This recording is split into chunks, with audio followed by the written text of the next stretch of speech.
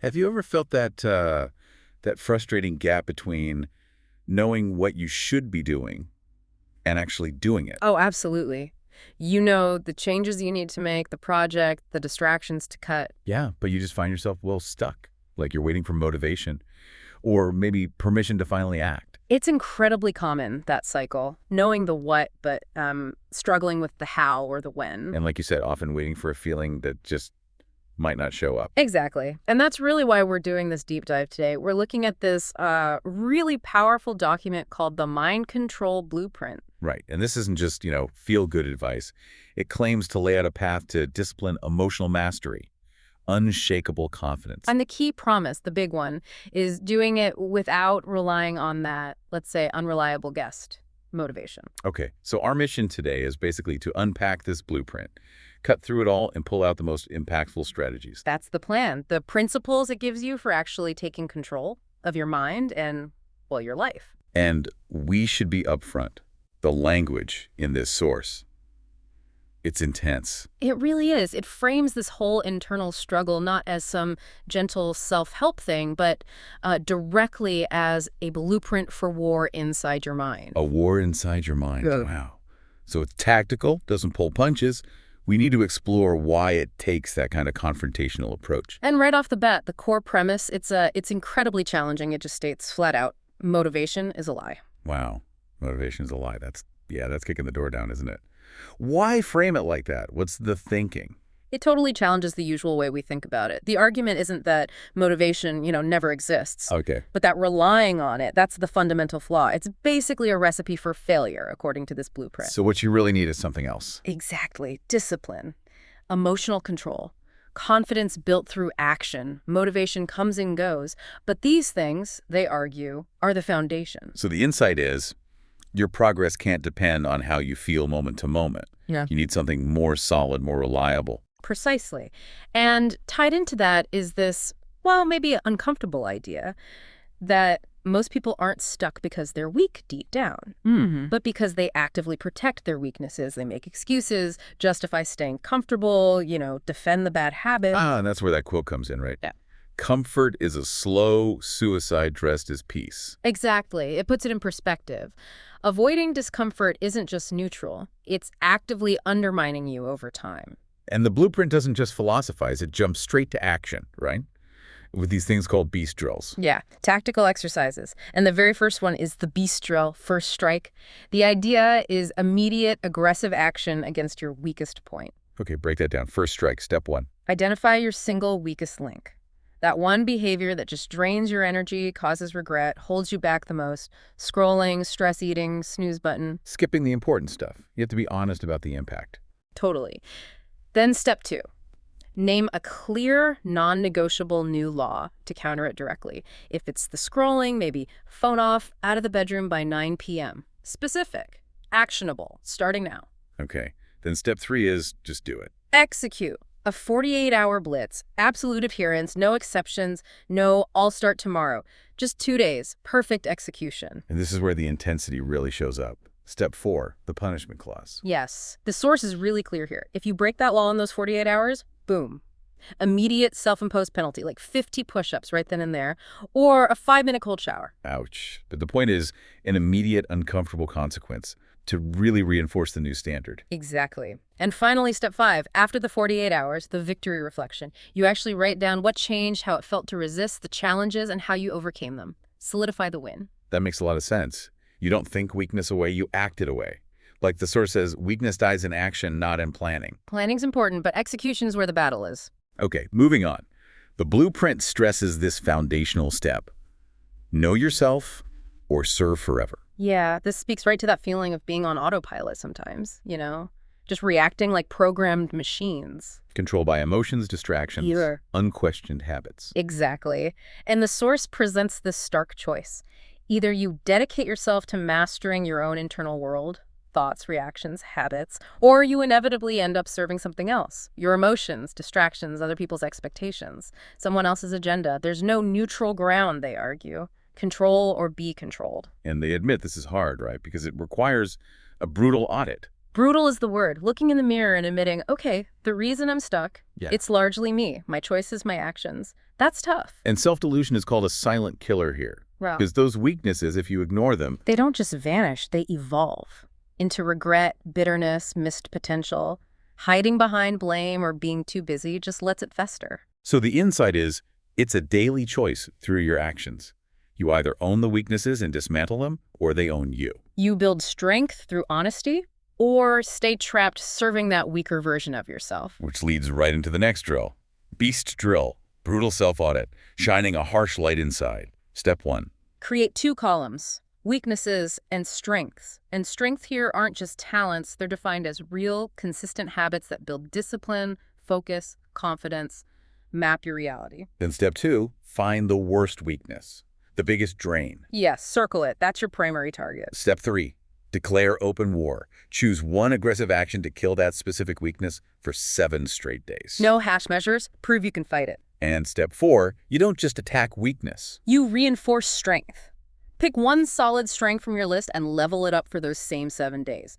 Growth is eliminating bad and multiplying good. Okay, and there's tracking involved. Nightly tracking. Step 5. Score your discipline 0-10, under 7. Automatic punishment, cold shower, burpees, something. And log which strength you reinforced. Keeps you accountable on both fronts. Defense and offense. Right. Then, step 6, after 7 days, reflect.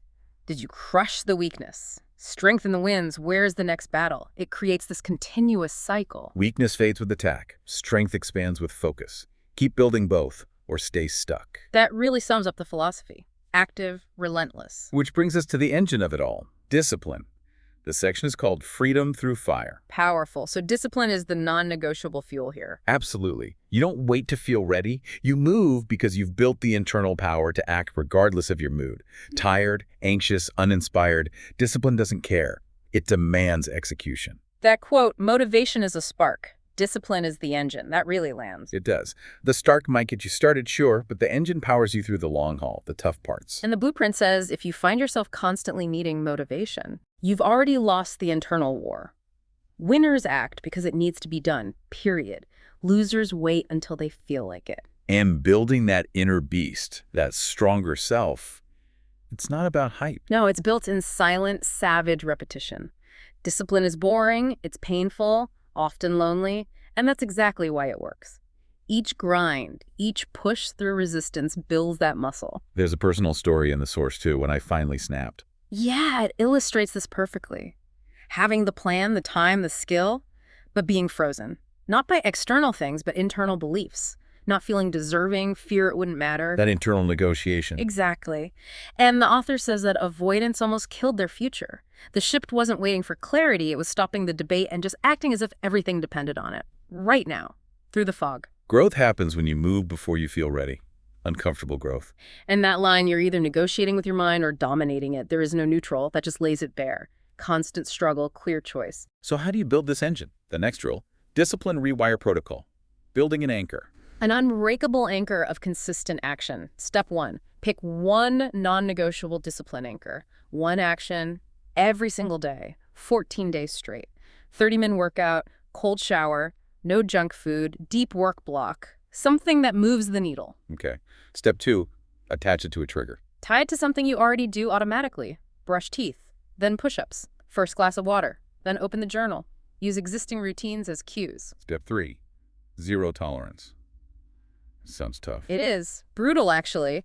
Miss one day in the 14-day streak, back to 0. No making up for it. Plus, immediate punishment. Cold shower, burpees. Reinforces the cost of breaking your word to yourself. Builds serious accountability. Wow. And step 4, just track it. Simple check mark or X daily. Did you do it? Check. Fail. X. No gray area. Creates urgency, shows if you're upholding your standard. Discipline isn't a skill, it's a standard. You either live by it or you break. That's stark. It really is. Binary. Are you keeping your own rules? Okay, shifting slightly but building on that. Habits. Habits build or be buried. The idea that you become what you repeat. Fundamentally, not what you say you'll do. We all have goals, right? But the source says goals don't make you stronger. The reps do. The daily, unglamorous actions. So habits are either rituals for domination, growth, or quiet self-destruction. Exactly. You don't become what you dream, you become what you repeat. That quote just nails it. Daily routines, small choices on repeat, they're the architects of your life, way more than big intentions. And every time you choose comfort, make an excuse, let time slip. Those reps build something too. They build the weak version of you, make it permanent. The source argues you're not punished by life, you're punished by your own ingrained self-sabotaging routines. But on the flip side, confidence isn't something you wait for either. No, it's built brick by brick, stacking daily wins, however small, through consistent habits and momentum. That comes from systems that operate without needing motivation. Like that other quote, the savage doesn't rely on memory, he relies on systems. Right. We feel stuck because we're loyal to comfortable, limiting loops. The solution, break them actively. Replace them with beast habits aligned with your strongest self. Repeat relentlessly until that becomes the new identity. Which brings us to the beast drill. Habit weaponization protocol. Consciously designing rituals. Weaponizing them, yeah. Step 1. Choose 3 keystone habits. Daily actions moving you closer to that strongest self. Waking early, hydration, journaling, training, no phone first hour. Things aligned with the identity you're building. Step 2. Stack them into a morning ritual. A non-negotiable morning ritual, 20-60 minutes. Sequence them. Wake, hydrate, then 15-minute workout, then 10-minute read, then plan top 3 tasks. Stacking them makes them stick as the chain. Step 3. Tracking again. A discipline grid. For 21 days, visual tracking. Goal isn't perfection, it's consistency. Need 18 out of 21 days done for all 3 habits to lock in the loop. Less than that. Restart the 21 days. Weekly reflection on the grid helps. And step 4. After you succeed. Upgrade. Immediately add a 4th habit that pushes your limits. Cold shower, meditation, writing, what I will conquer today. Keep elevating the standard, building complexity. Habits don't just build routines, they build identity. Yeah. You're literally constructing who you want to be through these actions. Precisely. Okay, next step. Time. A universal currency. The source calls it sand in the hourglass. And it really challenges how casually we treat it. The truth is, you don't have time to waste. Every minute gone is gone forever, can't earn it back, can't replay it. And the scary part is realizing how much you've let slip away, potentially too late. Exactly. And that common excuse, I'm too busy, the source calls it out as mostly a myth. How so? You're not too busy, you're bleeding time. Small ways, scrolling, overthinking, hesitating, low-value tasks. Wasting time doesn't hurt right away, that's what makes it deadly. Like a slow bleed you only notice when you feel weak. Think about the gap. Saying you want X, Y, Z, but then looking at your screen time, how you spend weekends. Right. The source says you're not out of time, you're out of alignment, out of priority. Bleeding urgency. Time. The non-reclaimable currency. Everyone gets 24 hours. The difference is how they're spent, protected, leveraged. And not protecting it. That's basically giving your future away to random demands and distractions. That line is intense. Yeah. You don't lack time. You lack priority. You lack urgency. You lack war. Reframes time management as a mindset, a fierce protection. Yeah, not just calendars and lists. It's about urgency, knowing life isn't limitless. So the beast drill, time audit protocol, makes you confront this. Simple but brutal concept. See where your time actually goes. Step 1, 3-day hourly audit. 72 hours. Alarm every hour. Pause. Label the last hour. Built. Progress, purpose, power, or BLED. Distraction, delay, waste. Oof.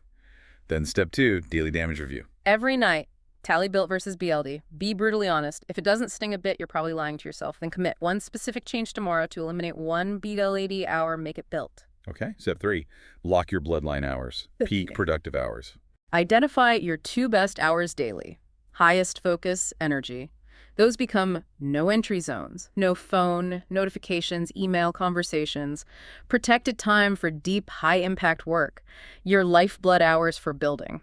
And step 4, earn the identity upgrade, a 7-day challenge. Complete 7 consecutive days with at least 80% built hours. Fail any day. Restart the 7 days. Succeed. You earn the right to claim the identity. I protect my time like it's my lifeblood. Live by that standard. If you don't own your hours, distraction will. Yeah. Passive surrender if you don't assert control. Exactly. Then the blueprint dives into something most people avoid, failure, but frames it as the forge sharpen your mind. Yeah, we're conditioned to fear failure, right? Avoid it, hide it. But the source says that avoidance keeps you weak. The savage perspective. Failure isn't feared. It's fire. It's a forge. The price of becoming unbreakable. The difference between winners and quitters. Winners fail louder, faster, and smarter. That's counterintuitive. But powerful. It's not about perfection. It's accepting you will fail and getting good at extracting the lesson fast and applying it. Because success isn't linear. You'll fail, bleed, fall, be humiliated sometimes. The critical factor is what you do with it. Turn every loss, every setback, into a weapon for the next fight. Weak minds fear the fall, pretend it didn't happen. Savage minds study the fall, analyze it, learn. Failure brings learning or lying. Only learning makes you stronger. And while most seek comfort, greatness has costs. Pain, confusion, restarts, loss. But those who endure, they become unrecognizable. You don't rise in success. You rise from the ashes of failure sharper. Growth through challenge, not ease. There's another story, too. The wake-up I almost ignored. Again, knowing what to do, but frozen by inner beliefs. Not deserving, scared it won't matter. Avoidance almost cost everything. And the turning point wasn't waiting for motivation. No, it was choosing to act through the fog, through uncertainty, discomfort. You won't always be saved by motivation, but you can always be saved by movement. That's the key. In the ultimate test, your greatest weapon is how you respond when things fall apart. Anyone can look strong when things are easy. The true beast shows up when nothing's going right, you feel weak, you want to quit, but you show up anyway. Take the hard action. That's where construction happens. You don't rise in comfort, you rise in ruins. Growth is forged in the tough moments. Which leads to the beast drill, mindset protocol, weaponizing failure, using setbacks as fuel. Step 1. Name 3 big failures, the ones that still sting. Lost opportunities, abandoned goals, fizzled businesses, the ones that hurt and exposed you. Step 2. Break them down. Yeah. Brutally. For each, identify the core weakness in you, the lesson ignored, the belief or behavior that, if different, would have changed the outcome. Radical honesty required. Step 3. Create one revenge behavior, a habit built around the most painful failure. Exactly. Aggressive, consistent, failure from laziness in business. Revenge is a daily deep work block. Abandon fitness. Revenge is mandatory early morning training every day. It's living proof you learned and are fighting that old weakness. And step 4. Document the rise. Tangible proof of transformation. Weekly photos, journal entries, logs, tracking progress. So you can look back and say, I am not the same person who failed. Visible evidence reinforces the new identity. Failure isn't the end, it's the forge. But only if you fight back. Requires actively engaging with the past. Not ignoring it. Okay, finally, the blue point hits authenticity. Remove the mask or die pretending. Yeah. Tackling that tendency to pretend. Yeah, so many people, maybe most of us sometimes, wear masks, pretend to be happier, more disciplined, more together than we feel. Curated lives, talking about goals never pursued. Performing confidence instead of building it. Right. And the danger, the source says, is wearing it so long you forget who's underneath. If you lie to the world long enough, you'll start believing the lie, trapped by the facade. The world doesn't need more people acting like they have it figured out. No. It needs people willing to rip off the mask, confront reality, build something real. The mask drains energy, dulls instincts, kills potential by keeping you addicted to appearances. You weren't meant to blend in, hide potential. True self forged in struggle, honesty, truth. Exactly. If you want something meaningful, shed the procrastinating false self-living for validation. You can fool the world, maybe friends, but not yourself at 2 a.m. Destroy the mask or it will destroy you. Starts as a shield, becomes a cage. Yeah. Which leads to the last drill, beast drill, illusion assassination protocol, dismantling the false self. Step 1, write down your mask, describe the fake version you show the world, painful detail, be honest about the performance. Step 2. Name your hidden truth, the uncomfortable reality underneath. The thing you avoid. I'm lazy when alone. I care too much what strangers think. I'm terrified to try. Facing it isn't weakness. The source says it's the first act of reclaiming power, working with reality, not illusion. Step 3. Take daily action to confront it for 14 days. One uncomfortable action daily that crushes the lie, confronts the truth, post real progress, or lack of it, film the messy reality, have the honest conversation, wake up early when you want comfort. Consistency builds real courage. And step 4. Build your true identity after 14 days. Based on the actions, the truths confronted. Consciously decide who you really are now, not who you wish you were. Live that identity openly. Let actions replace performance. The world connects with real. No filters. just real growth. Wow. So we've really covered a lot here from this blueprint. Challenging motivation, the need for brutal self-knowledge, discipline as the engine. Building identity through habits and systems, mastering time, forging strength from failure. And finally, removing the mask of pretense to build something real. And it's absolutely not about just feeling inspired. It's tactical tools, repeatable drills, a no excuses mindset. Transformation comes from daily action, rewiring responses through these beast drills, consistent habits. It's that fundamental shift, isn't it? From waiting to feel ready or motivated. To just acting. Because the standard requires it. Because it needs to be done for the life you want. Identity isn't declared, it's built. Repetition of actions, fiercely enforced standards. And the source ends with this really stark reminder.